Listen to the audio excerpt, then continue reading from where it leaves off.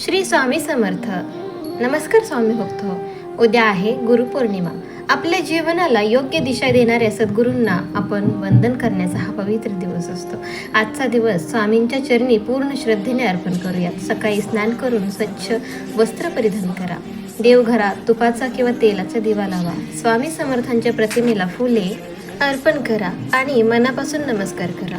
आता डोळे मिटा आणि मनात स्वामी समर्थ आपल्या समोर सिंहासनावर विराजमान आहेत अशी भावना करा. त्यांच्या तेजस्वी रूपाकडे प्रेमाने पहा. त्यांच्या चरणी फुले, अक्षता आणि आपल्या मनातील सर्व चिंता अर्पण करा. मनभावे म्हणा, श्री स्वामी समर्थ, माझ्या जीवनातील अज्ञान दूर करा. माझ्या कुटुंबावर तुमची कृपा सदैव राहू द्या. मला समृद्धी, धैर्य आणि भक्ती द्या. यानंतर शक्य असल्यास श्री स्वामी समर्थ नामाचा 108 वेळा जप करा. जपानंतर तारक मंत्र आणि स्वामींची आरती म्हणा. शेवटी अशी प्रार्थना करा, हे स्वामी, माझा अहंकार दूर करा. तुमच्या चरणी अखंड श्रद्धा आणि सेवा करण्याची शक्ती द्या.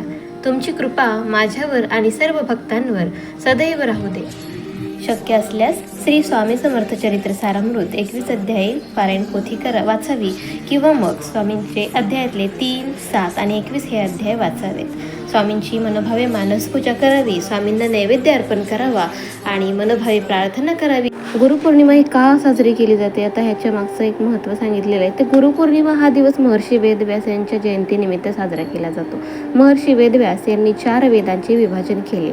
तसेच महाभारतात 18 पुराणे आणि ब्रह्मसूत्रे यांच्यासारखे महान ग्रंथ लिहिले. त्यामुळे त्यांना आदी गुरु मानले जाते. आषाढ महिन्यात पौर्णिमेला त्यांचा जन्म झालेल्याचे मानले जाते. म्हणून हा दिवस व्यासपौर्णिमा म्हणूनही ओळखला जातो.